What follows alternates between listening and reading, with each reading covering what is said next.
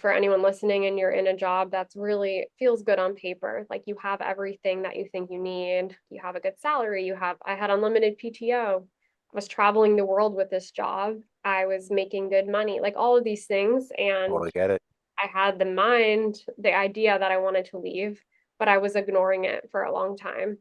Until this breathwork Mm, session, it was like on my heart. And the instructor said to me, like, your heart chakra is misaligned, like something's on your heart, but like breathe through it during this class. mm. I was like, wow, okay. And at the end of that, between that Friday and the next Friday, I left my corporate job. So I went back the following Friday and she was like, everything is shifted, everything has changed. I knew my intuition, like, I actually Mhm. had no other choice other than to leave.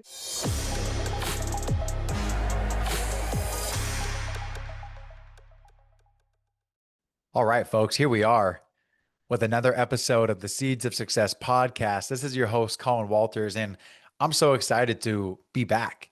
After a couple months off from the podcast and just taking time to decommit from things and just be, I'm so excited for today's episode for you all because we have an amazing guest and this conversation just felt so aligned. We have Paige Goldstein on the show. Paige is the CEO and founder of the Ripple Effect. She's a soul led LinkedIn coach who's helping all sorts of people, heart centered individuals at its core, basically how to show up and be themselves while building their own personal brands. Paige is a digital nomad, right? And somebody who has been basically nomading for the last 4+ years. She left her corporate job in pursuit of a life that she felt called to. And this was a unique experience because it was in a breathwork session in Cape Town in South Africa that she actually had this realization. And we dive into this going into what happened, what she did about it, how there was, some conflict going on internally, and then how she ended up walking to a life that felt more aligned and that felt more right for her. Now she helps all sorts of different people, light workers, yogis, spiritual entrepreneurs, any individual who's looking to take that next step on LinkedIn to build their personal brand, but to do it authentically and to do it real and genuine and something that resonates with them, and not by playing small or just posting to post, but by doing it with real truth, vulnerability, and true genuine connection being built. And so through the ripple effect and through her cohorts, she's guided numerous people to build their own stories, build their own personal brands, create communities, create connection, attract dream clients. It's this reminder that we don't have to fit into a box. One of the things I love that Paige said on the show today is that in order to find your voice, you have to use your voice. So if you're looking to express yourself more, whether it's on LinkedIn, whether it's in life, right? This is an episode for you. If you're looking for a source of inspiration on leaning into a feeling, an intuition, a calling, and what to actually do about that, this episode is for you. Paige is a very impressive individual. It was an awesome conversation. And so, without further ado, we have the Ripple Maker herself. So, here we go with the live episode. All right.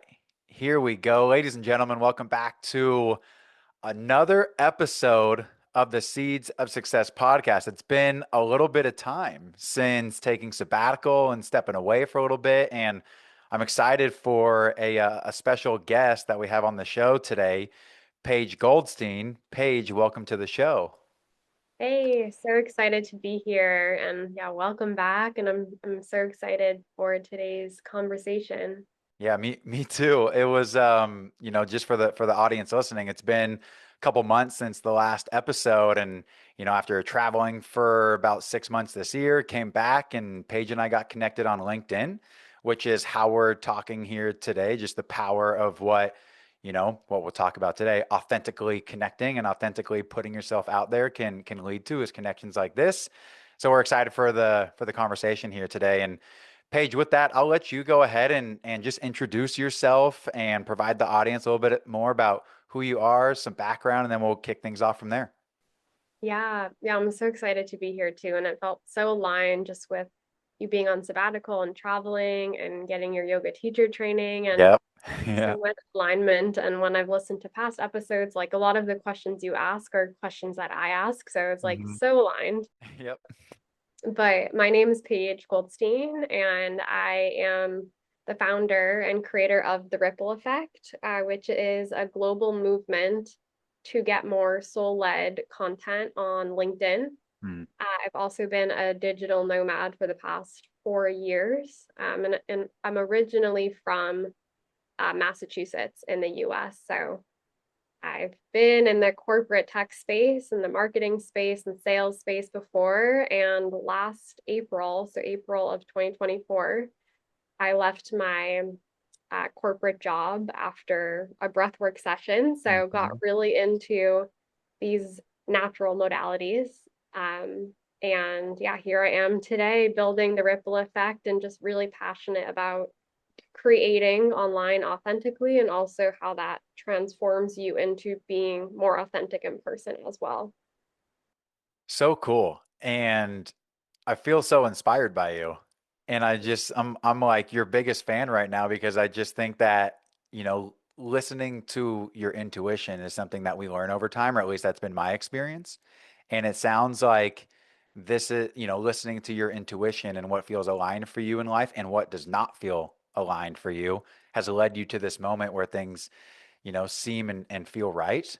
And it's kind of cool because you said April 2024 was when you left your corporate job. Yeah, so And I was doing the breathwork sessions last March, and then I officially left around, yeah, April. Like, wow.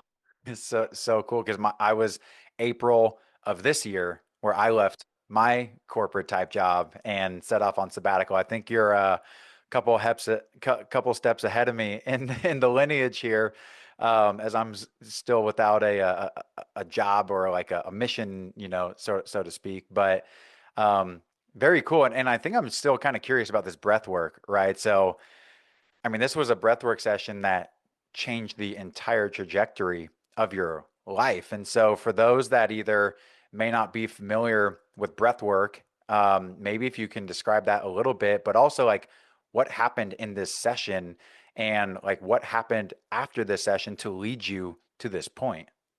yeah, great question. And just for a little more context too for your audience, I've been practicing yoga for over 10 years now. So it's always been a part of my life. And Mhm. for what many of us listening might know yoga as, for me, it was just the physical practice. So I would go to the studios and I'd do a Yeah. yoga flow, and I thought that was all yoga was, which I'm sure you know now after your Yeah. training. It's Just just want to such a pour sweat. yeah, Yeah. small part of what yoga truly is. And as I started traveling and I did yoga in other countries, like that was my one constant. Like with everything Mhm. changing when you nomad, my one constant was always yoga. It's like, okay, I can show up at any studio or I Mhm. can do it on a yoga mat, or I don't even need a yoga mat. And that is my one constant. So I got really deep into that practice. And in South Africa was when I started going on more wellness retreats. And I was invited to a breathwork class. And this was a somatic breathwork class. And you would think that the experience and the transformation that you have is involving some sort of psychedelics because you have this breakthrough with breathwork, but it's literally just yourself and your breath. And the first time I went, I was like, wow, there's something really powerful here with self discovery and self, deeper connection to yourself. Mhm. So I kept leaning into it, and it's literally just your breath. So it's like the a powerful way to heal yourself and to deeper understand yourself. And I've shared this story with a few people, but I went to one session. I booked like a month, so every single Friday night I was going to a breathwork class, um, which is also just like that's why I love traveling because Mhm. that wouldn't happen at like in Boston every Friday night. Maybe in Boston, but like You'd have to in really seek it out though, and like go to all. And whereas you're probably just walking around and oh, someone's offering breath work tonight. Mhm. exactly.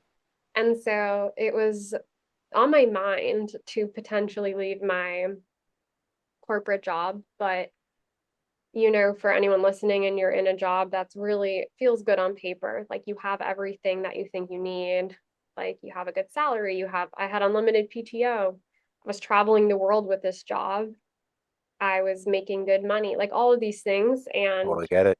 I had the idea that I wanted to leave, but I was ignoring it for a long time. Until this breathwork Mm. session, it was like on my heart. And the instructor said to me, I still remember when I walked in, she said, like, your heart chakra is misaligned, like something's on your heart, but like breathe through it during this class. Mm. I was like, wow, okay. And at the end of that, between that Friday and the next Friday, I left my corporate job. So I went back the following Friday, and she was like, everything is shifted, everything has changed. And of course, that week I had thought about it months before, and Hmm. this was just the catalyst for. I knew my intuition, like I actually Hmm. had no other choice other than to leave. It was just so strong, that nudge. It was your breathwork facilitator who the next week was the one that recognized this shift in you. That's what you're saying? Yes. Uh, Mm. so you did that first session and then you put in notice at work, or what happened? Yeah, so I I honestly didn't talk to anyone for that whole week. I was just going on long walks, like I in bet. nature, contemplating. Yeah. I went through a whole journal of just my own thoughts, of Hmm. working through it, getting more in touch with my intuition, which is what I always recommend if you have a big decision or want to connect deeper, is just solitude and time in nature and journaling. Like Hmm. that's what I was doing.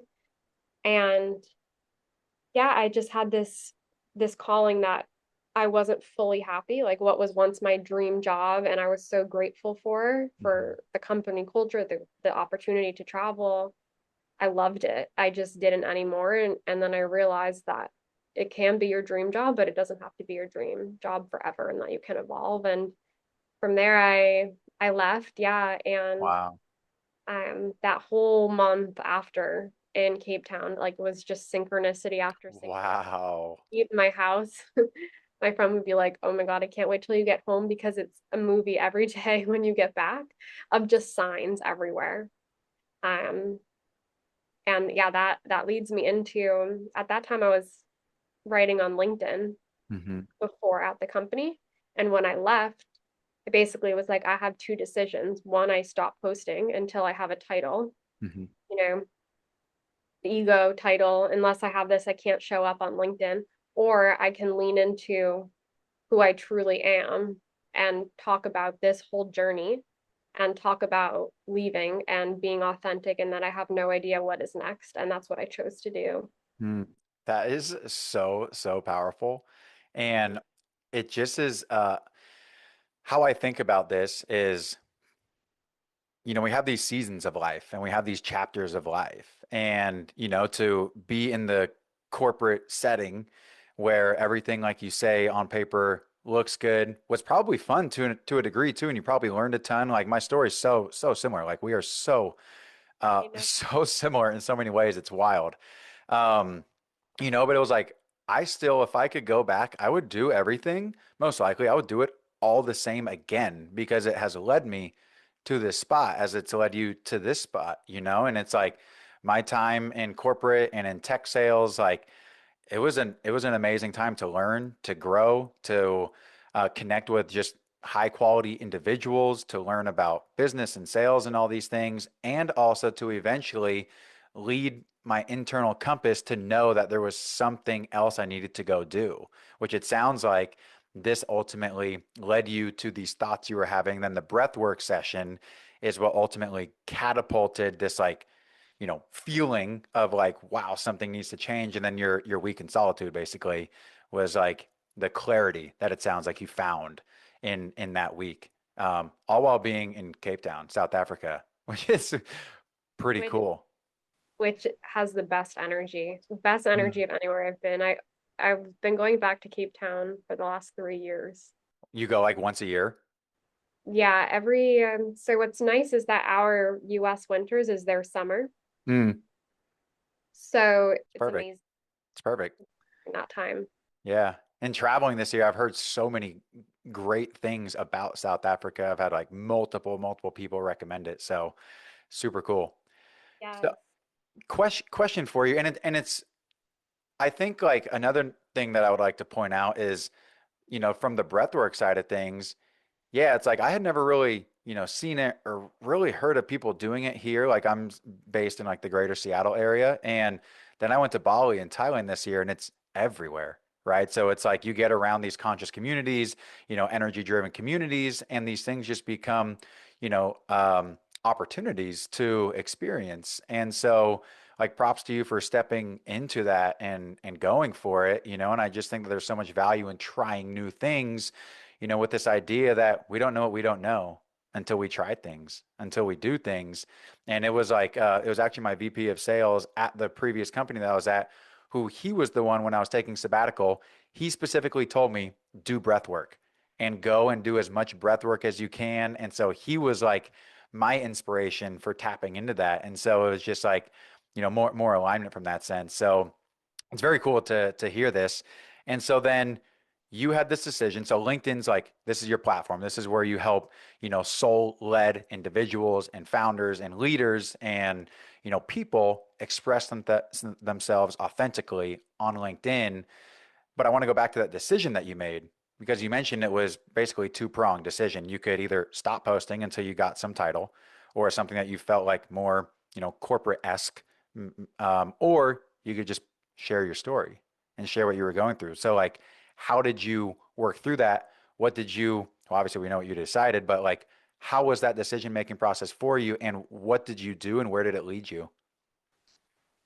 It's such a good question. And what you shared of like you wouldn't necessarily change anything in your past. Like Yeah. every I believe is connected. Like for me as well with my last company, I was in the e-commerce space. So Hmm. I was fascinated by founder stories when I was Hmm. at that role. Love And that them. was my favorite part about it. Because Yep. especially in the Shopify space, it's like you're not just working with big companies that were always this way. It's like you're working with these companies that are now enterprise size that started as, a one man show in like their parents' basement or So something. And cool.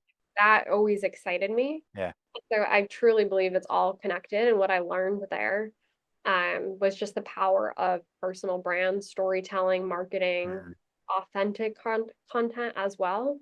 And I was in the tech sales space around a lot of corporate masculine men. And Hmm. I was a young female at the beginning of my career who was, selling from Hawaii in the morning. And I still remember my manager.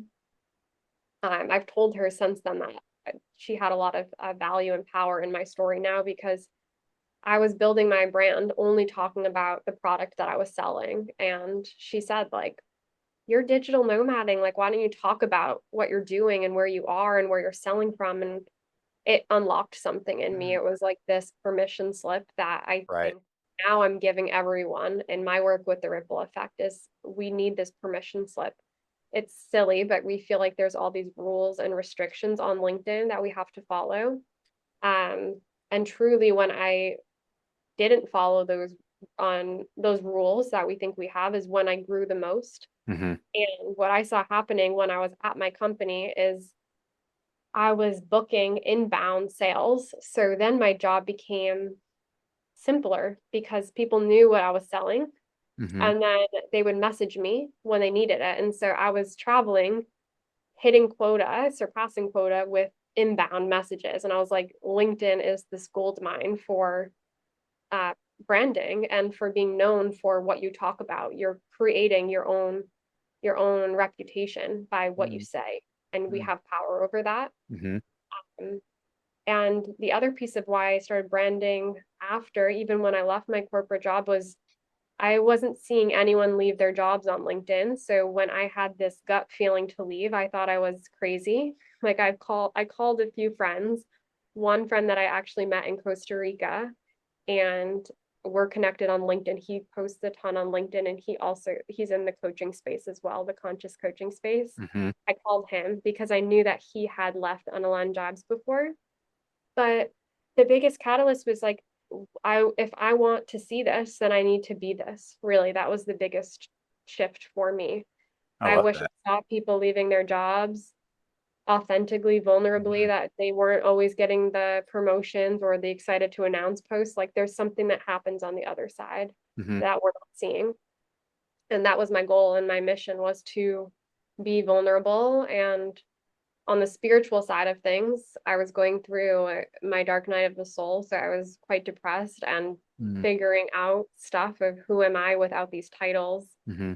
Who am I without, at that point, I paused traveling. And so I was like, I'm not a digital nomad. I'm not a marketer. I'm not an Hmm. employee. Who am I? Yeah. Um, Identity. yeah. And Hmm. I posted about that as well. And so for many who would hide that, I shared that. And I saw that there is a space for conscious leaders. And that is also when my brand and audience grew the most. And I had the most clarity in what I wanted to do next because of who I ended up calling in through what I was talking about. Hmm. What I hear is you wanted to, it essentially comes down to be the change that you want to see in the world, right? And which is what you ended up doing. Yeah, it sounds like it was, it's scary to be authentic and vulnerable and sharing truths online, especially when, like you say, it's not the norm, right? And so I think it's super cool what you're doing, which is empowering people to just step into their authenticity. And little fun fact is last year I posted every day on LinkedIn for a year. And so it was like I'm like, well, I don't know what the hell to talk about today. So I guess I'm just going to talk about this workout that I just did, but the point being Yeah. sharing authentically can be scary, but it was also so rewarding because then people feel like, oh, just like a real person who's also going through like real struggles, and so um, at the tail end of that, you mentioned it, started leading you in this direction. And so then you continued to post on LinkedIn, sharing your story. It started connecting you with people in an organic way, in an authentic way. And so then how did the ripple effect start coming into play? And I'm like looking at your logo and I don't know if it's supposed to be this, but I see like the emphasis is on the throat chakra is what it looks like. So I don't know if Yeah. that's intentional, but I'm sure it is. Yeah. But yeah, you want to talk a little bit about ripple effect and how did all that start coming about? Yes.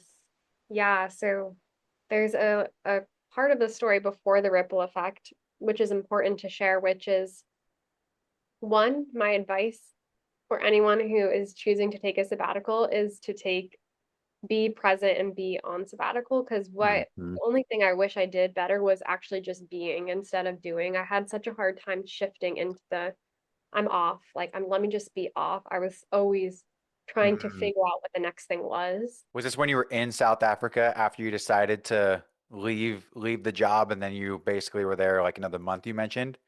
So after I was in Cape Town for 1 month Hmm. after, and then I went to Spain.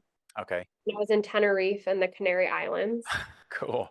And it was beautiful, but that Yeah. was the that I wish I just what I mean in the grand scheme of things now, I realize I was in this period of my dark night of the soul with my spiritual Hmm. awakening, all of that. Hmm. But I was just trying to figure out what I was going to do next in a way Hmm. that I was resisting just being, just being there. Feel So that. the transitional piece was just like I wish that I just enjoyed more in that Hmm. way. But when I got back to the US, which was 2024 summer, I was posting on LinkedIn. And before I felt ready to create my own business, I was like, I would love to work in the health and wellness, spiritual tech space. Hmm. Because before the e-commerce tech space, I worked at Bumble. So I love the tech space because it's innovative and it's new. Yeah. Um,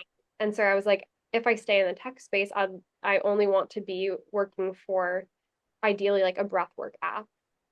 And so what happened is I used my personal brand to basically reverse engineer how I would get this position. So how will I attract and manifest I wanted to work with a female founder of a spiritual wellness app.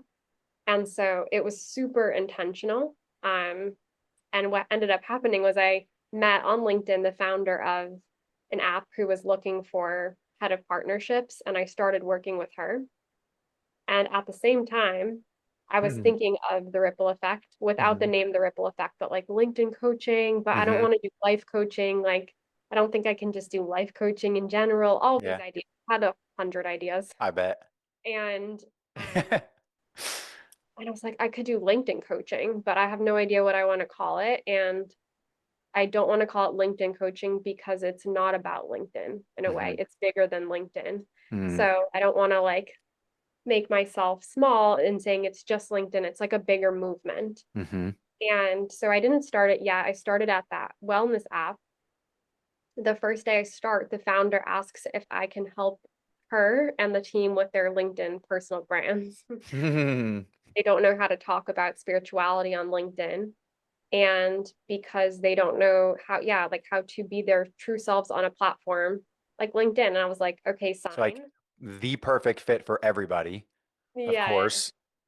And when I pulled together a workshop for them, and it felt amazing. And I was Hmm. like, this is it. And then at the same time, two girls reached out to me on LinkedIn asking me to run a mastermind for their wellness community on how to use LinkedIn. Hmm. And that was my second sign. And so I started the ripple effect. The idea came to me. The ripple effect, because the ripple effect of being your authentic self, and one post can change someone else's post, which change someone else's post. And Ah. also the ripple effect on LinkedIn, which is when I comment on your content, my audience sees it. So Hmm. there's a bigger ripple Hmm. effect in the exposure and the Hmm. impact. And so if I'm showing up authentically, I'll find other people who are authentically aligned, which helps other people. And there's that ripple effect. So cool. And then the throat chakra is like one of the core pillars. We have the ripple effect, which is what the program is based off of, and the throat chakra. And the throat chakra is all around self expression and speaking your truth. Hmm. And then the ripples and the spiral is like what happens when you activate your throat chakra. Hmm. So in the program, we do a lot of throat chakra work for deep, like inner work of self expression before we go outward and post online. I am still just like I'm not in awe anymore, actually. I was gonna say I'm in awe of how everything has worked out, but I'm not actually, Paige. And why I say that is because I worked with a coach and a therapist, and he just encouraged me to, when things continue to align like this, just adopt the mindset of course it's working out just as it is when you lean into that intuitive calling and the intuition that you were feeling, right? And so I'm just like, of course it all worked out this way. And I'm also curious, like, because you talk about like making this decision that you wanted to be in the health and wellness space. And then here come these opportunities, right? With the app, with the mastermind, with running the program and building these opportunities. Is this something that you were like from a technical standpoint, like writing down in your journals? I'm sure you were journaling about it. Do you go through like, affirmations? Like how do you actually go about like calling these things into your life, or do you just put it out there and then like how do you navigate that? Yes, good question. And I love the of course part because the certainty Yeah. is important Mm. because if we can speak it into existence. I love saying like speak it into existence, but also like embodying it. That's Mm. something that I do and I now help my students with, which is how do we already feel the feeling of what it's like once it's already happened? Like Mm. not just saying that it's going to happen, but I feel gratitude. I feel aligned. I feel excited. And the Yeah. feeling is really important. I like the word embodying it because that's mind, soul, spirit, emotions, feelings, like everything as if you've already gotten to that state um, in the future. Cool. Yeah. And the other piece I would say is journaling. Hmm. So maybe I can find the post and share it with you, but there I journaled literally verbatim of even like a young female founder who is nomadic, who Mm. has a work app, and it was literally her. It was like so perfect. So journaling with clarity really helps with manifesting. Totally. And I think that I mean, I look around my room right here and I have like all these notebooks from the last couple of years that are just, because it's like you and I just like we write, and it's like there's so much power in the pen. And like you say, writing with clarity. And, so many times for me, it's I'm writing and then that's where I get so much clarity, right? From trying to make sense of like what's actually going on in my head and in my heart and like what am I feeling? And then I just start writing.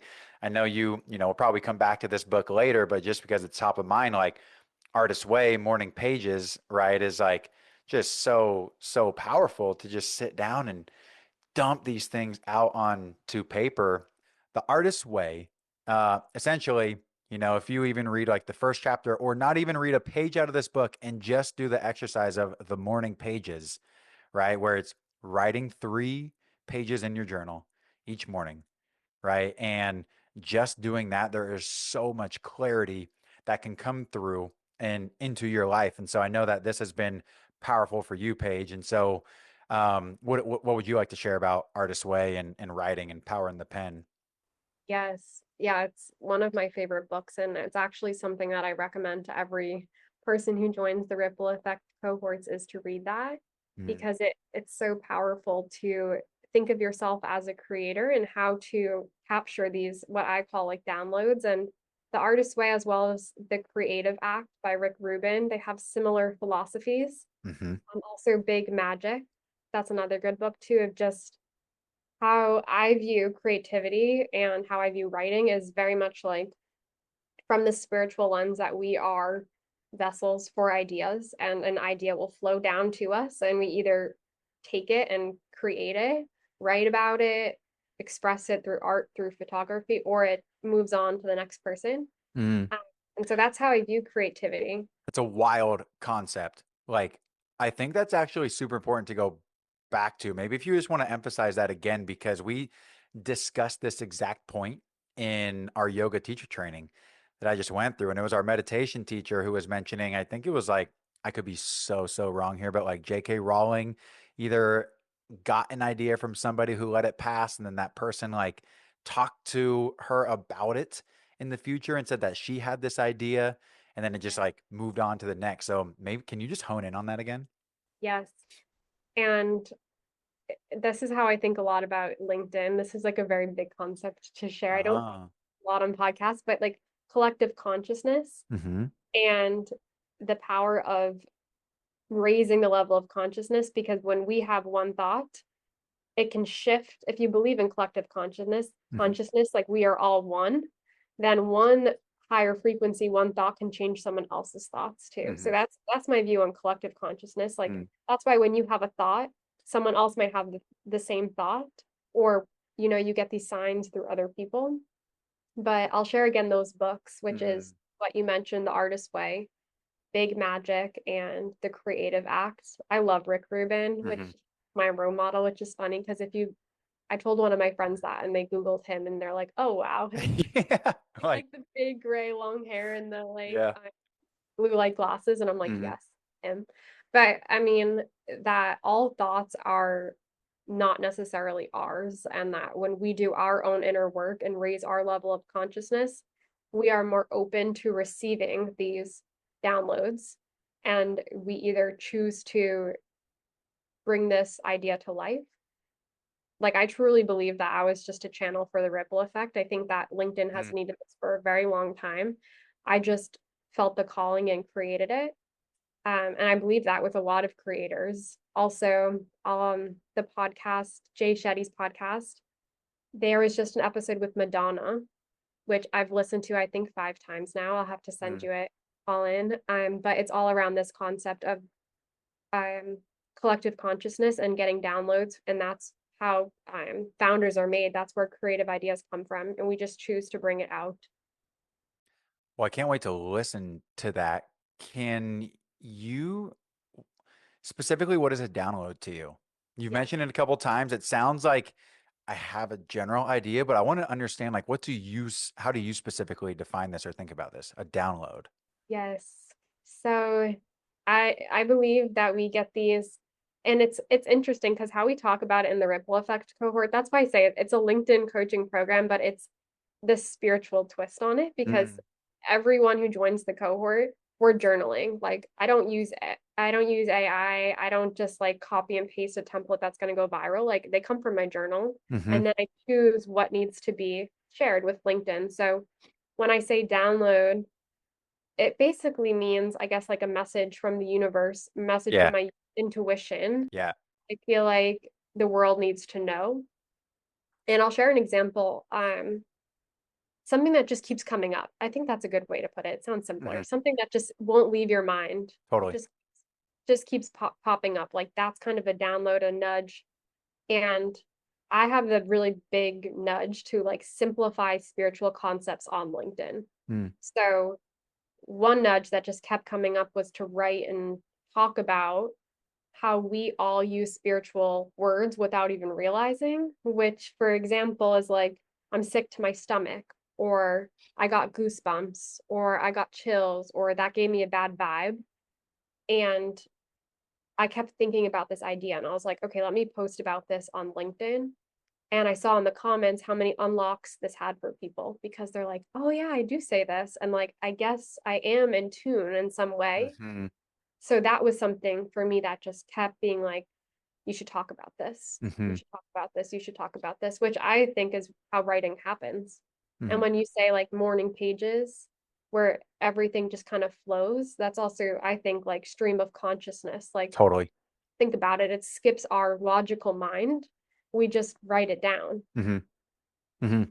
Because like the book encourages you to just keep the pen moving, right? And so, and there's some resistance at times, and it's like, I'll even write like just keep writing, but then it transforms into something else. And like you say, that entire stream of consciousness, which leads you to like so many crazy ideas, right? And Yeah. like so many internal downloads like onto the paper that's then manifested into a real life manifestation here Yeah. sitting directly in front of us, which is I think just so powerful. And I just want to emphasize the point that you made, which is you use your specific content to come up with everything, which I feel like thank you is just like the first thing that comes to my mind and my heart on what to say about that, because it can be so easy to put programs together nowadays, but it's like, I mean, you're a soul-led coach, right? And so like these things come from your soul and like your intuitive being.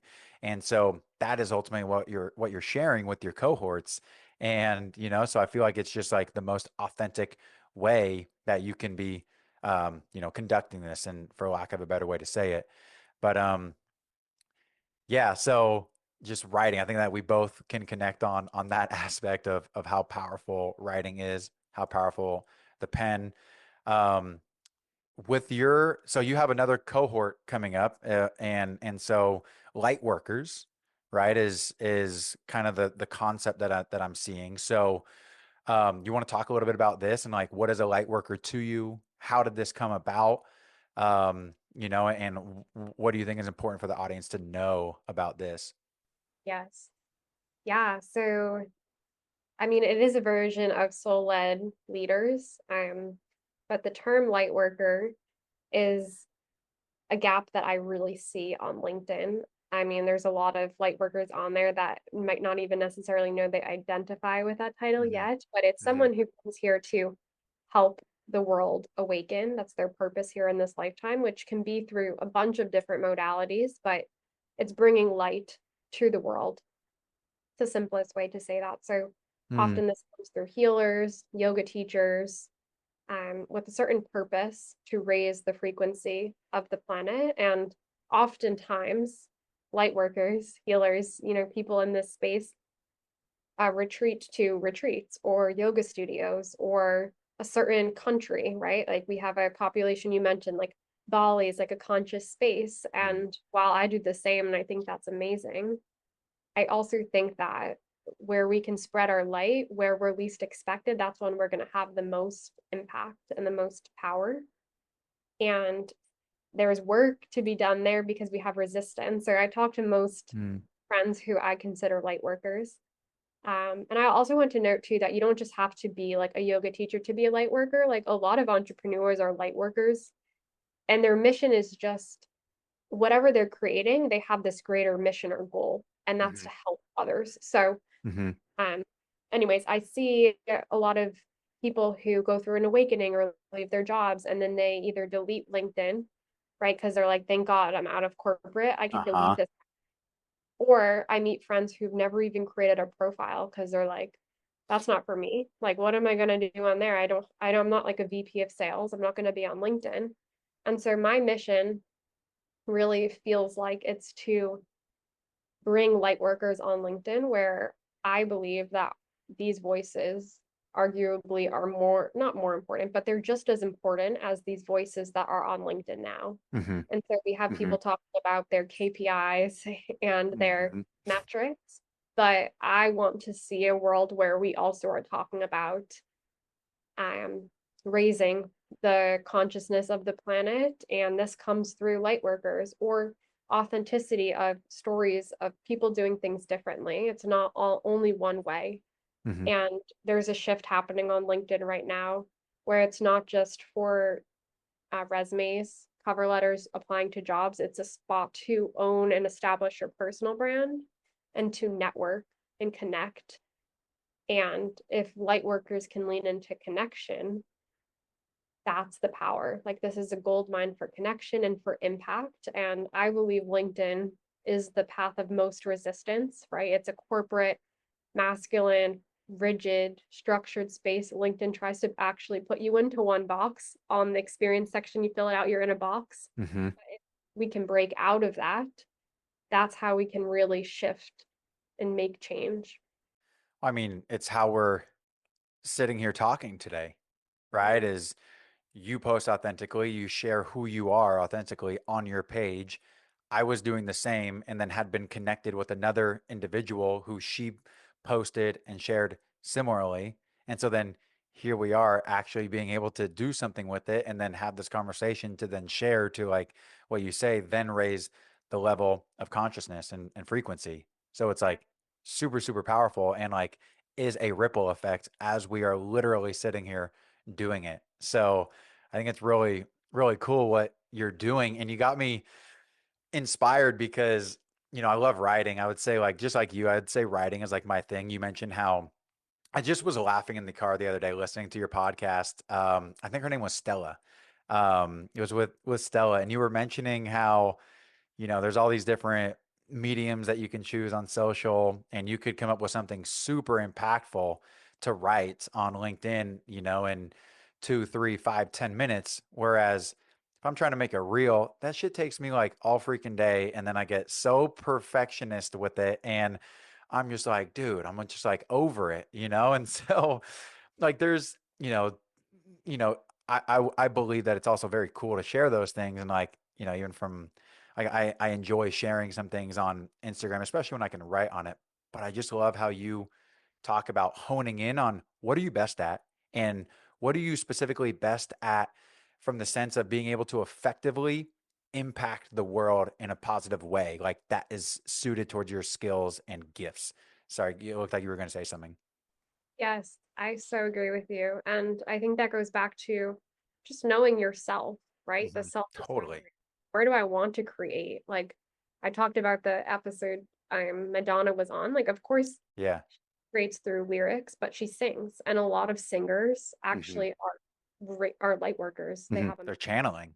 yeah, they're channeling. Hmm. Exactly. And we can do that through writing. And I get the question sometimes of like, do I think everyone should be on LinkedIn? And I think it really depends on what modality feels best to you. Because also in all those books I mentioned, there's power in enjoying the process. And when you Hmm. can exude joy, and I talk a lot about the frequency and the energy of the content we share on LinkedIn to have a strong magnetic brand. We like go through this whole work around the energy of your writing. If you hate writing, you're going to be able to feel that through your Hmm. writing. So Hmm. don't necessarily lean into that modality because you feel like you have to. You Hmm. might love, singing. You might love making videos, doing photography, whatever that is to you. So just knowing that and then choosing what channel is best to build your personal brand from Hmm. there. And I think, to your point, it's like a lot of individuals, myself included, like are still in this like forever evolving experience of trying things, Yeah. right? So if you haven't written on LinkedIn before or you haven't written in a journal, to just try it and do it. I remember hearing like do something 50 times and then you can really determine like what does your internal like instinct feel about that, and just not to give up after one or two or three times. Similar to like running, like running was a thing for me in the past where I just wasn't my favorite thing to do. And then the more I did it, the more I became in love with it. Then it became my favorite thing in the world to go do was to run. So it's like a similar aspect of just like giving yourself permission to try things without judgment too, I think is a big one. And not to be critical if things aren't perfect or like we're always in a constant state of learning when we're trying things and when we're still like honing our craft. And so you also talk about loving the process of it and feeling like aligned with enjoyment in the process. Like, what does your LinkedIn writing process specifically look like? Because obviously you have your journals, handwriting, probably journals, books, notes everywhere. But then, like, what does your process for LinkedIn writing actually look like? And like, what aspects of it do you enjoy the most for those that are curious about this? Yes. So something I really love to do, which is actually another modality of expression too, which is what you're doing, which is like speaking. Hmm. And Hmm. so I have worked with students who have a block around writing. Like maybe they wrote for 1 month on LinkedIn and it felt so good. And then they get to the next month and they're like, Paige, I'm having a block. I don't know how to write. Huh. Like nothing's coming up. And I recommend typically like go walk in nature and bring your phone and audio me. Like audio me your stream of consciousness or video yourself. Like try out these other things that we can then change into a written post. Yeah. The other thing that I want to share is you can cross-reference your social media. So we have a whole part of the 3-month course, which is a section on how to cross-reference your marketing from other social media. So maybe you're new to LinkedIn, but you have a whole TikTok Hmm. audience and you have videos. LinkedIn has video, and I actually had someone she posted a video from TikTok and it went viral on LinkedIn. And so to your point about experimenting, like experimenting on Hmm. different channels, like maybe a reel that you made on Instagram didn't do that well, put it on TikTok, put it on LinkedIn, put it on your newsletter, and just like you never know what's gonna work. It's all experimenting and seeing what feels good. Hmm. And so for my creative enjoyment process, I love like being off of my computer, to be honest. So like being outside in nature, audioing stuff, listening to music, enjoying. Like if when I'm enjoying, I have so many ideas. And then I open up my notes app. It's not complicated. Like I literally write in my notes. Um, I journal, I write in my notes, and then I pull stuff onto the LinkedIn app and schedule it on there. Hmm. Uh, and sometimes it's interesting, like I do have stuff scheduled out so that like I always have stuff happening, posting, but I have noticed it will come time for it to post, and I'm like, I don't actually feel like this is what people need to read now. Right? Isn't that interesting? Yeah, Yeah, so I I have a get new it. idea, which is like, actually, I don't want to talk about this anymore. Yeah. This is what people need to hear today. Uh-huh. So yeah, that's the process. And yeah, a lot of people who do get creative blocks, like I say, lean into self-expression, enjoyment, because when you can enjoy and when you're in flow, that's when the ideas will come. And that's when it will make more sense into what you want to write. Hmm. So do you have like a commitment for yourself on like a posting schedule or how many you want to get out a week or like specific topics you want to touch on or like how do you think about from an actual like mm, haven't used this word in a while, but like a production standpoint? Yes, I love this question. And there's a whole strategy to it, which is so And cool. you can also save some details, and leave them for your cohorts too if you don't want to share it all. I'm an open book. There's so much that we cover. But with the strategy, it's around I talk about these three things, which I talked about in my last mastermind, and we get way deeper into the whole strategy, which Mhm. is I also like supporting, and I believe I'm multi-passionate. So for a while on LinkedIn, I found this gap where I'm like, I can't be here because I'm doing too many things. Or when I was Mhm. on my sabbatical, I was like, I feel like I'm doing so much, but I also feel like I'm doing nothing, which is something I hear all the time from Mhm. people who are interested in the ripple effect. They're like, I just don't know what to do on LinkedIn because I don't know how to talk about this or how to say it. Like I'm a founder, but I'm doing five different things. I do photography, I'm a DJ, I do content, I do freelance. So like how do I do it? Hmm. And that's why LinkedIn's powerful with the experience section because you don't just have a bio on Instagram, you have this whole page to like set up and share what you do. And then I believe you don't necessarily need a niche, you need to be you. So that's something I feel really strongly about. There are some LinkedIn coaches that are like, you need one niche, you need to pick one thing.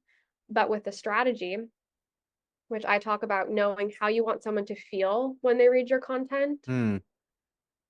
and your intention. So what is your intention of posting in the first place?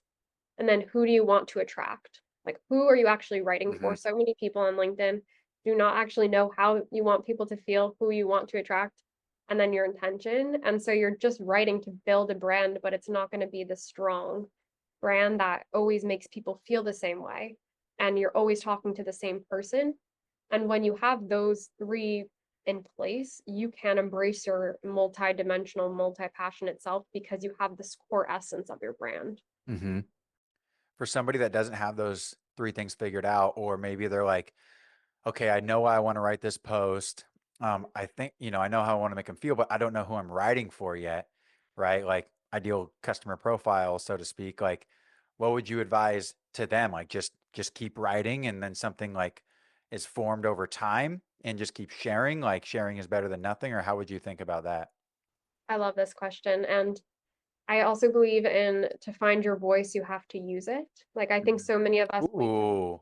in until we have our voice. Like, when I know it, I'll do it, but you have to start using it. And Hmm. I've seen this with the women who have gone through the cohort. Like, when they start writing, and now I'll message them, like, now is when I just felt your voice like solidify that if the test is if you don't see their name, if you block off their name, you know it's their writing. And that's a strong Wow, personal that's brand. cool.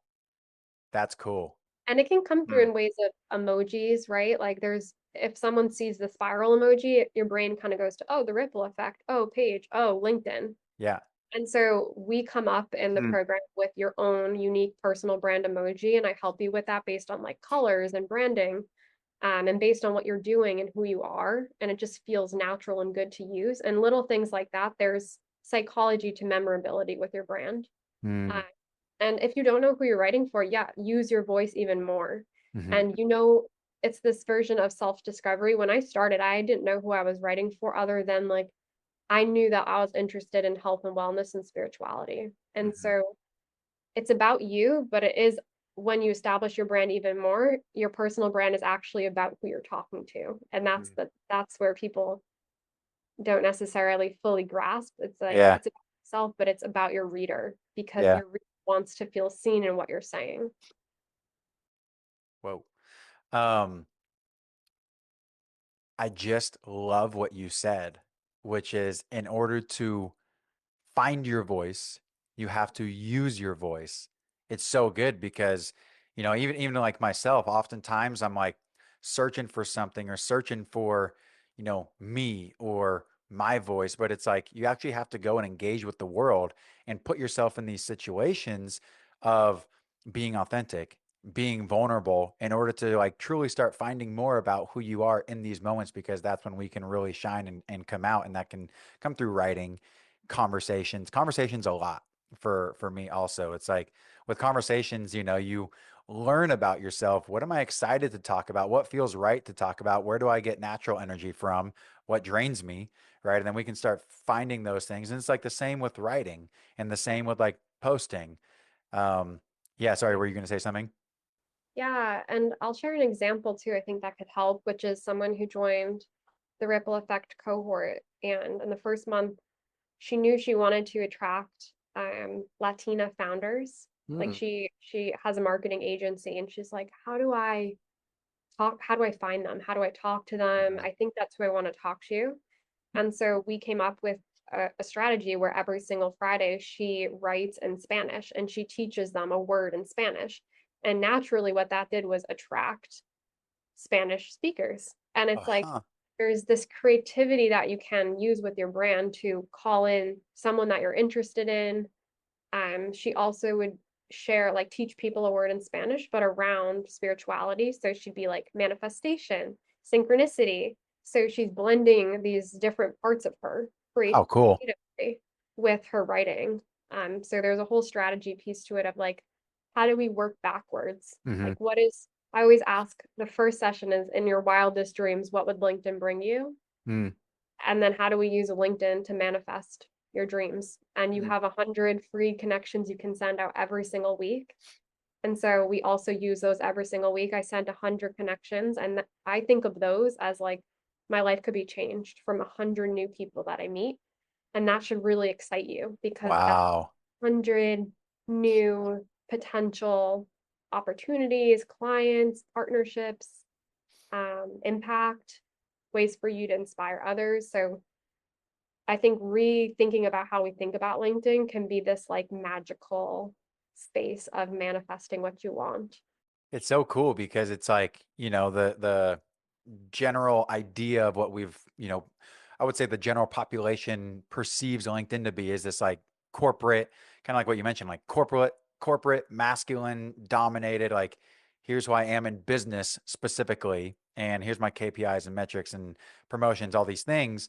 But it's like but you can change at least your specific page, right? To be whatever you want it to be, and no pun intended, to be whatever you want it to be in Yeah. order to have the influence or the impact that you ultimately want to have by sharing what is important to you. And then it's just like with most things, when you do that, it aligns with other people who are interested in that. And then Yeah. therefore, then that's how we can grow bigger and stronger and raise the frequency, as you mentioned. So it's like, yeah, super interesting. It's so exciting. And Mhm. just the power too of like your algorithm shifting, like what I create and the process of how I create things for the ripple effect is, what do I wish I had? And that's the Mm. best way to start a business, in my opinion, is like, what does younger me or 3 months ago me wish I had? Yeah. And from that space. And for me, it was like, I wish I had a community when I started posting authentically. I wish I had a Hmm. space to send my post to a leader who writes, who has written for years, to read it before and just like give me some tips Hmm.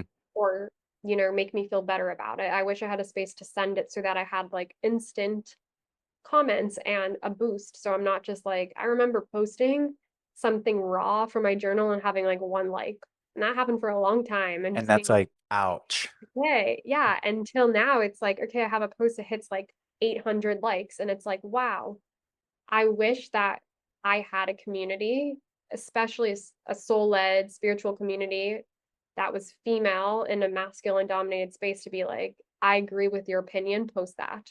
And Mm. that's Mm.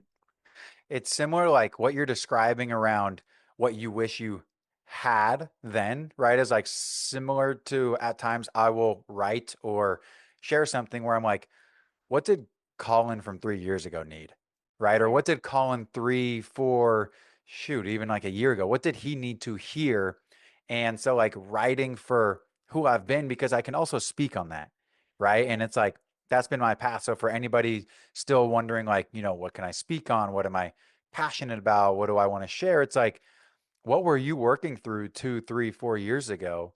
And how did you get through it? Like, share those things. Right. And share the setbacks and the things that are the not so fun things that we don't post on our Instagram, right? And it's like, because that's where we can really relate to people and authentically connect, and so yeah, it's just as like it makes me want to get back on my LinkedIn game, honestly, because it's like I hadn't posted for a while. Like I've made like, I don't know, 3 posts this year, and one was taking off on sabbatical. So I made like a big post on leaving my job, taking sabbatical.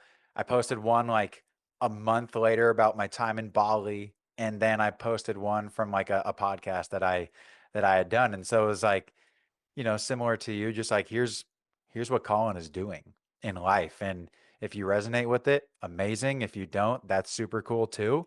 But like this is what is going on. And so just like encouragement for people to share that, because those were the types of things that I was always inspired by also, that inspired me to then write.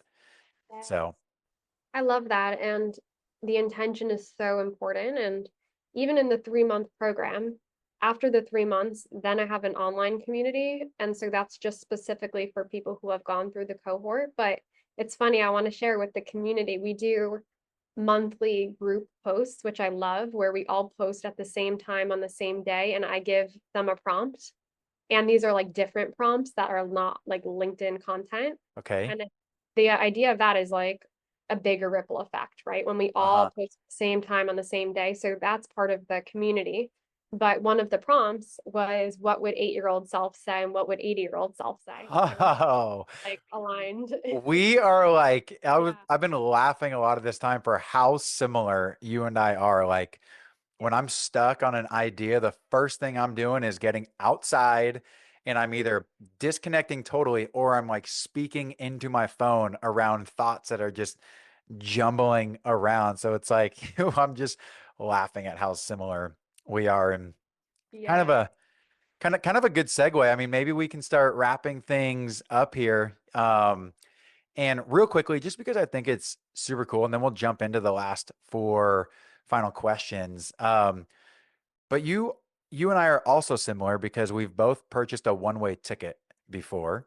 And I early this year quit my job and the next day flew to Bali on a one-way ticket on, had no plan, 1 week booked in Ubud and no plan after that. Yours was a little different. And you also went to an island, but you want to talk a little bit just about the one-way ticket, just because we both relate to that. And I think our audiences would find some value in this. Yes. I love that. I love that you went to Ubud. And yeah, so in 2021, I booked a one-way ticket to Oahu, Hawaii.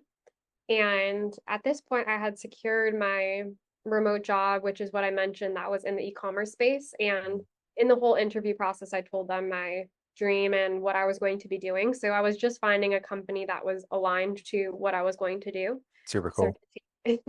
um, and I booked a one-way ticket to Hawaii and basically told myself that it's either going to work out and I'll do really well, it will feel good and I'll do well, or I'll go back to Boston and get an apartment and, live more typical. hmm Other options I had in mind were San Diego or Austin. hmm So I was like, oh, maybe I'll just move to one of those cities and be there. hmm But I booked a one-way ticket. I remember I was either going to go by myself or one of my friends that I met when I studied abroad in Australia.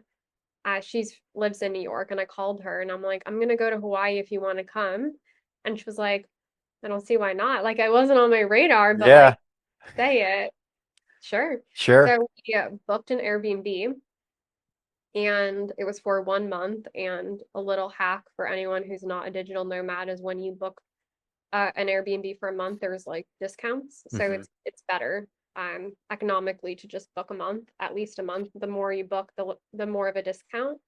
Um, and it was amazing. Like it was hard with the time zones because I was working like New York hours, so I was getting up early, and I'm not a morning girl, so that was difficult. But like you can't complain when you're at the beach and there's rainbows and it's like hmm 4 a.m. and you're living your best life as your first month nomading. It's a high. Uh-huh. Uh, and then we extended another month and then met two other gals there and then started nomading together. So from there, we went to Mexico and Costa Rica and Panama and then Europe. And it continued on for, yeah, 3 more years, And all basically. the time were you still working with, was it Shopify at this time? Yeah, a Shopify app. Yeah, the whole time I was working there on their sales team and doing really well. And that's when I was like, your employees do well when they are happy and they're enjoying their life. That was Yeah, the biggest totally. lesson. And that it's like, yeah, I'm in Tulum at the beach working, but I'm also happy and I feel really excited about the company. I was posting about them on LinkedIn, like hmm you have employee satisfaction. I referred a lot of people to the company. Like it was a win-win. hmm hmm Well, and you were upfront with them, right? So for anybody like thinking about something like this, it's like I think truth and honesty plays out because you were upfront with what your intentions were. They Yeah. were on board with it, right? It's a mutually it's a mutual fit in understanding and both being on the same page too, right? Yeah, And so I think that's important for people to take notice of as well. exactly. And I talk a lot too, because naturally I've attracted a lot of women who are free spirits or travelers with Mm-hmm. the ripple effect. And Uh-huh. there was a post I did that really resonated, which was like, are you hiding where you are? Because I see so many nomads who blur their backgrounds and then they're like not actually honest about where they are. Yeah. Their boss doesn't know and they show up like sunburned and they're anxious and like that's a whole side of them they can't express, which is that they're a traveler. And then at the same time they're spiritual and they can't talk about like that they just were meditating before their Yeah. call. And so I'm Mhm. like, how much energy are you wasting hiding Totally. these two versions of you? And that's why naturally I've called in a lot of like free spirit, spiritual travelers, because these are things that we normally hide about ourselves to try to fit into this mold that like, we just are not. And you Hmm. don't have to be, because the right companies, even if you're at a company, the right companies will allow you to be who you are and live where you want to live. You just have to find the right fit. I mean, I think that could be an entire episode in itself of feeling like we are living uh not authentically with who we are, right? So like you mentioned, how much time and energy are we wasting, or is that individual wasting trying to hide something, when it's like if we can just be upfront and honest and authentically and genuinely you, like that's where everything just will naturally flow with much more rhythm. Not to say everything's going to be perfect and like so there's still going to be like life that happens, but just like the more in alignment we can live with our truest selves, the more things are going to continue to work out. And going back to the mindset of course, of course, like it worked out great for you. Like you were living your best life, therefore you could show up with your greatest energy. Therefore, you could be the best employee when you were on the clock. And then, therefore, Shopify got the best version of you while you still lived the life that you wanted to live at that moment in time in your life. Exactly. Yeah, and Hmm. that certainty and that honesty, and also what I talk about from a personal brand perspective, but also just life, is that the purpose of showing up authentically is weeding out those that are not meant for you. Hmm. So huge part is the Right. fear. Like, what if I post and I get 10 unfollows? What if I post and, this person doesn't like me anymore or feels offended? And that's the point. And that's Hmm. the hard It's not your part. tribe. You are trimming your dead branches, really, is what you're Hmm. doing. You're making room for the abundance of the right connections and the Totally. flourishing of like who is supposed to come into your life. Hmm. I mean, it's like the thing about it, like a magnet, right? You're just magnetizing the people that are supposed to be in your circle. And then if it's not for other people, it's not for other people. And that's like better for you, Yes, as an individual. And so, yes, okay, I think that we could probably chat for hours, yes. but I will respect your time here as well. And so it's been an awesome conversation. And we have final four questions that I ask everybody. I've actually been thinking about switching some of these up lately since we just re-kicked off the podcast. But these are like the OG final four, so we're gonna stick with them for now. And the first question here, Paige, is what is a book that you recommend the most to Mhm. people? And maybe we've already talked about it, but maybe there's a surprise here. We'll see. Yeah. This question I love. I love books, and that's the hard thing about nomading is I love a hardcover book too. So much. Oh Um, my God. I'm a big audiobook girl now, but Hmm. ideally I have a book. Yeah. Uh, The Artist's Way, like we talked about, but to share another one, The Power of Now by Eckhart Tolle. Eckhart Tolle. Yeah, so I saw him speak live in Cape Town, and right before that, Wow. I read his book. Did you And just happen to be in Cape Town while he was in yeah, Cape Town?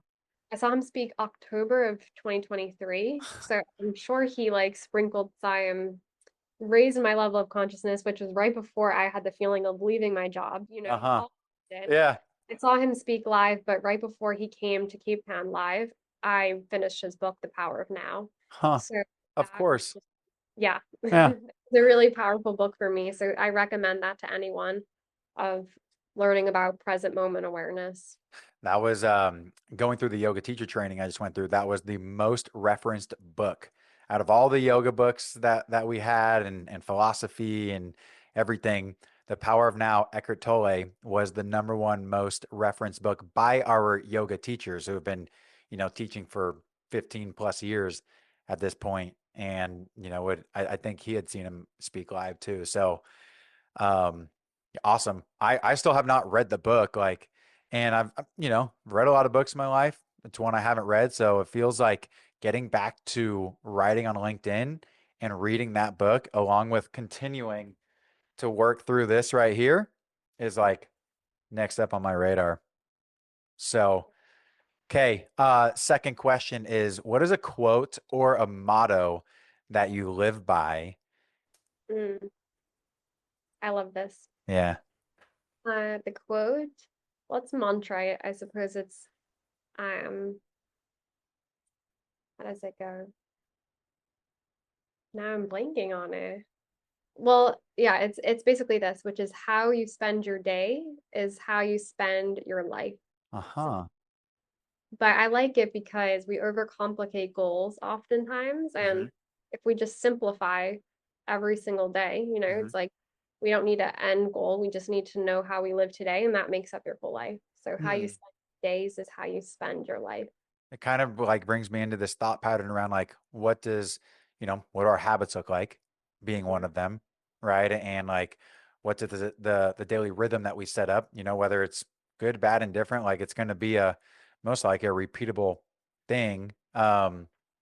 I think you also kind of created your own quote today that you can continue to live by and encourage others to live by, which is in order to find your voice, you need to use your voice. I think that is like so good. Um, Yeah, I yeah. think a lot. So thank you for the quote of 2025. Yeah, now we have two quotes for you guys to Yeah. do. Um, Also, before we go into the third question, just back to this quote, like how you spend basically how I'm spending today is how I'm going to spend my life. Like if um how do you like what does that look like for you in your life? Like was there a time when you were like, wow, if I keep going like this day by day, like this is what my life is going to be and I need to make a change? Or like where did this come up from for you and why is it important to you? Yeah, I had this, I thought of this quote, or I read it somewhere, and it stuck with me when I was in the middle of like really feeling present and enjoying my life traveling. I Mm. think it's like my second year of nomading. Oh, Like, wow, every single day I'm enjoying my work. I'm going to the beach, I'm meeting new people, I'm shopping at a farmer's market, I'm with my yeah. friends. And I was like, wow.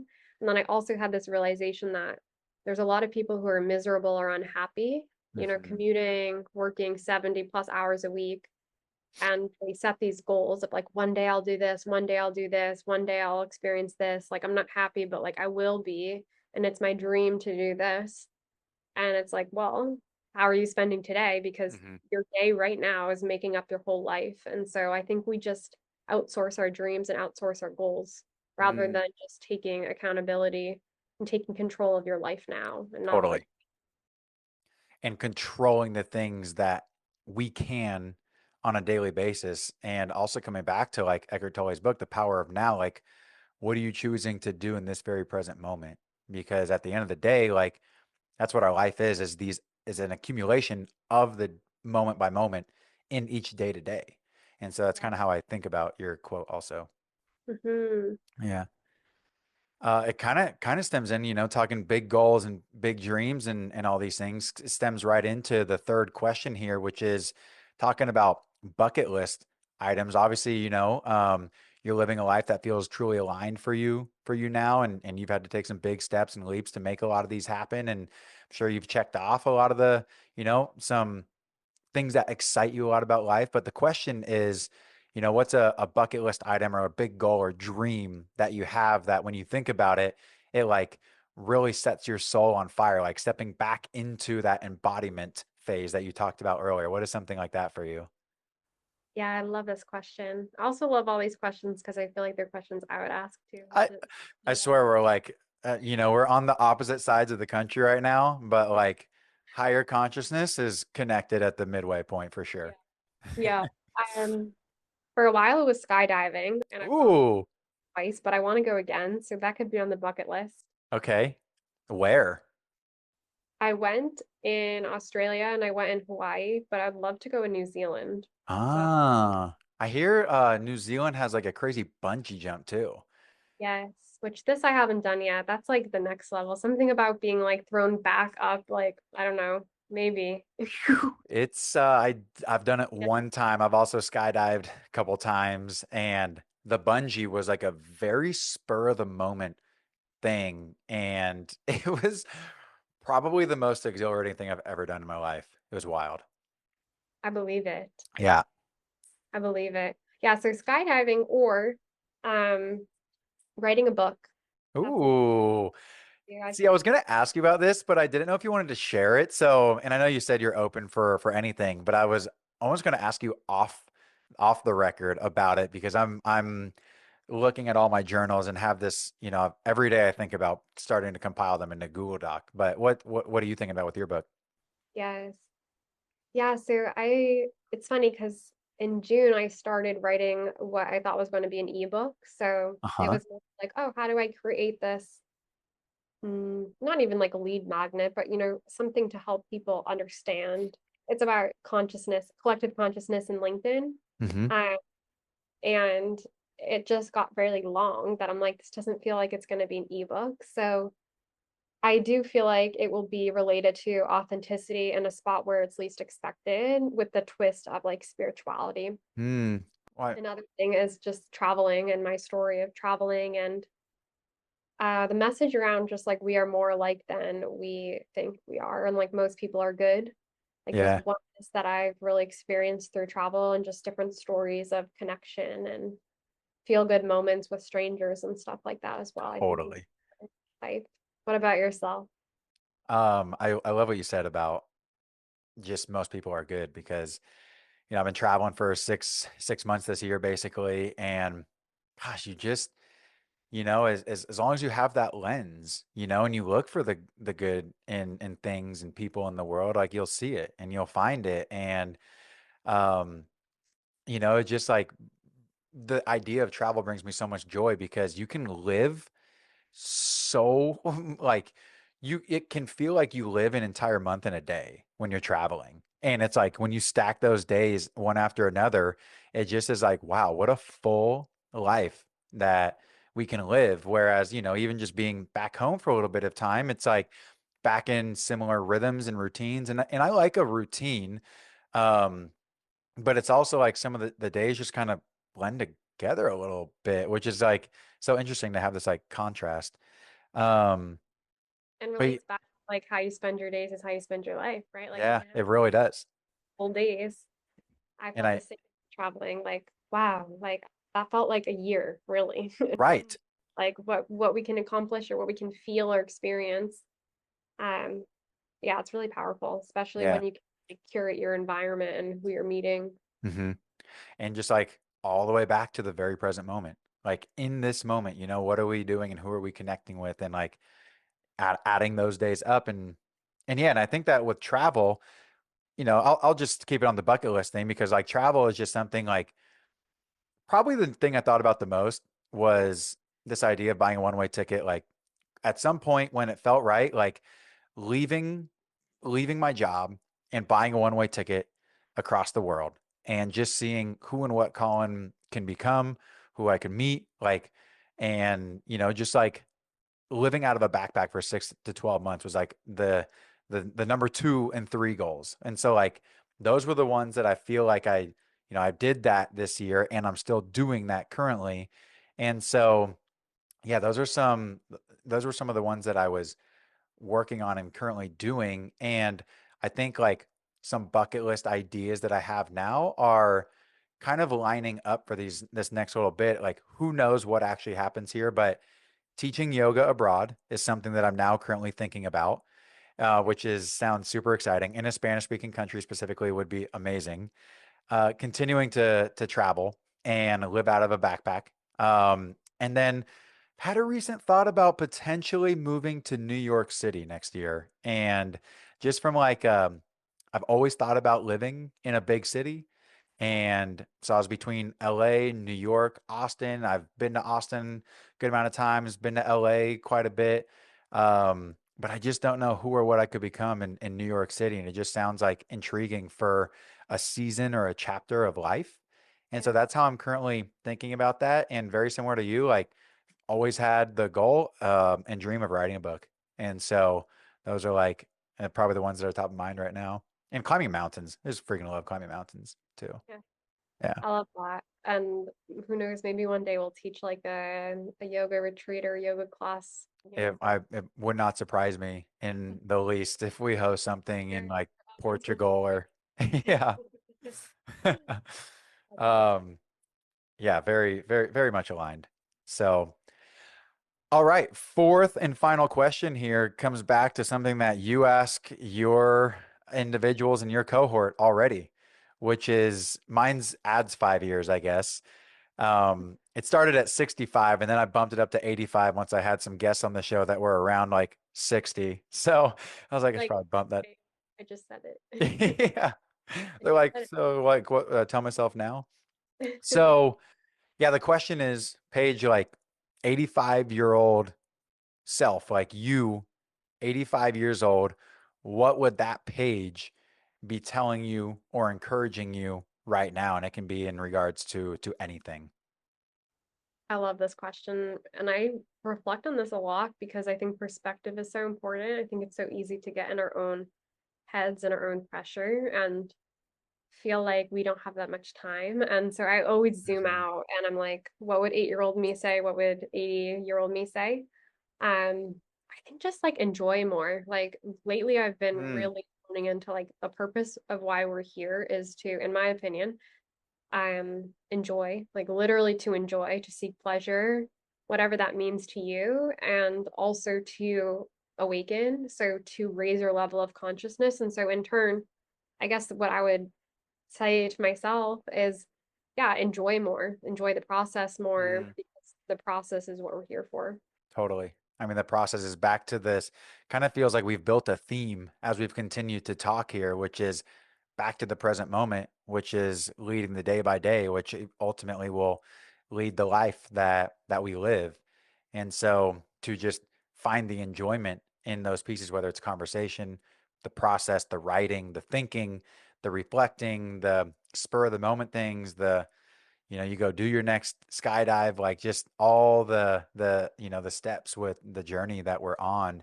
And I'm wearing the sweatshirt that says find flow within the journey. And I just love that because it's like, in the journey, like finding flow in the journey to me relates because it's like back to this idea of there is no destination and like the process is what we are actually doing all day, every day. So whatever that process looks like for the life that you want to create, and cultivating joy around that.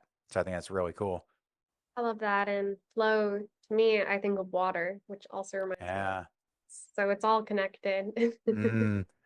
Wait, and I'm also curious because I like your question better, how it's two-pronged. Probably the most important thing I've ever asked myself in my life is it was on one of the hardest therapy calls that I've had. And I looked over and there was a picture of me when I must have been 3 or 4. And I asked myself, what would 3-year-old Colin say right now? And I remember just so vividly hearing these words of be honest. And it was at a, very, very hard point in my life. And so, yeah, back to like your question, like what's 8-year-old Paige telling yourself?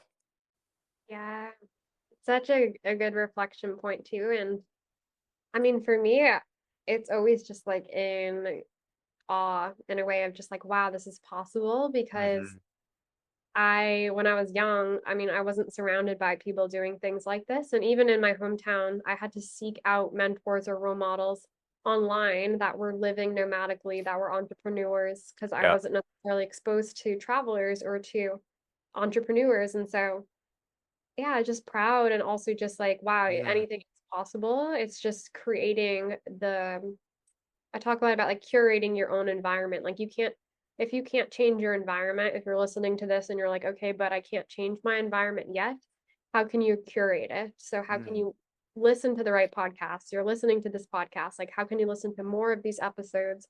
Read the books that you recommend, like curate this environment. And that's what I did. And so just this level of like being proud and grateful, and just trusting, keep trusting the whole unfolding and the whole process. Totally. And I feel like it comes back to what you mentioned earlier, which is, taking accountability for your life Yeah. and honing in on that, like it's our responsibility to make the changes that we want to see, like what you're doing on LinkedIn. Like, you are the change that you want to see in the world, and you've bought the one-way ticket. You've expressed authentically for what you've wanted to companies. You've had to make a hard decision to let go of things in your life, let go of the job, and then step into the unknown, right? And then fully embracing it. So very cool. And I feel like we could talk for hours, and I feel like we are very, very aligned. And so hopefully, for those that are still listening, thank you for the time and the listening and diving into the conversation with us here today. And Paige, is there anything else that you want to share, and where can people find you if they're interested in your cohorts and what you're doing? Like, where's the best place to connect with you? Yeah. Yeah. Thank you for listening up until this point, and thanks, Colin, for having me. Yeah. And if you've listened this far, I'd love to connect with you. My name's Paige Goldstein. The best place to find me is LinkedIn. It's where I post the most, almost 5 days a week, pretty much 5 days a week now, and share a lot of content on authenticity and personal brand. And then my link in bio on LinkedIn brings you directly to my newsletter, brings you to any ways to work with me. And my signature offer right now is the 3-month cohort, and that is live. So it's live coaching calls with me and access to the Ripple Effect community. And then there is an online program, which is at your own pace, which is called Launch Your Light on LinkedIn. And so this is Mm. this is for anyone who has thought about updating their profile, who doesn't have a profile or feels like it's not evolved to their current version of yourself. It's a really powerful course that I've created, which is launching your light and launching your truth. And then if you are interested, you can join the live coaching calls, which is that 3-month program. Very cool. Well, Yeah. Paige, awesome conversation. Thank you for coming on here today, and just wish you nothing but the best and a bunch of courses along your journey. Yeah, thank you. Thanks so much for having me, and thanks everyone for listening.